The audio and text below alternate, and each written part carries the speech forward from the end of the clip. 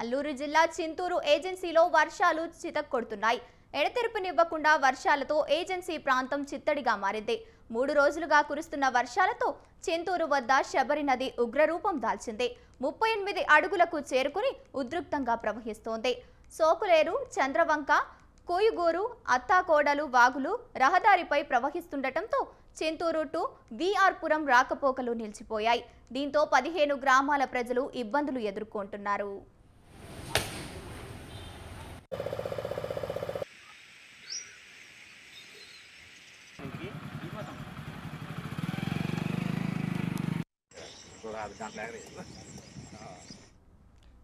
జాతీయ రహదారి 326పై పూర్తిగా వరద నీరు చేరడంతో ఆంధ్ర, ఒడిశా రాకపోకలు నిలిచిపోయాయి.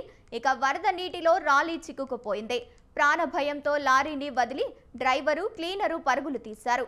చింతూరులోని శబరి ఒడ్డు గ్రామస్తులను పునరావాసాల కేంద్రాలకు తరలించి వెళ్లాలని అధికారులు ఆదేశాలు జారీ చేశారు.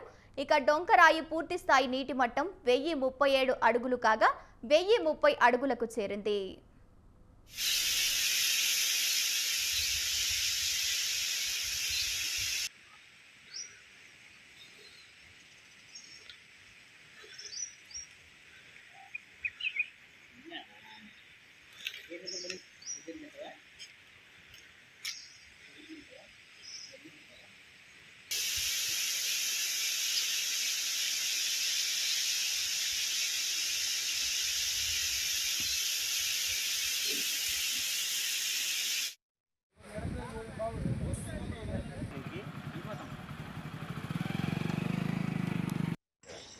దాంట్లో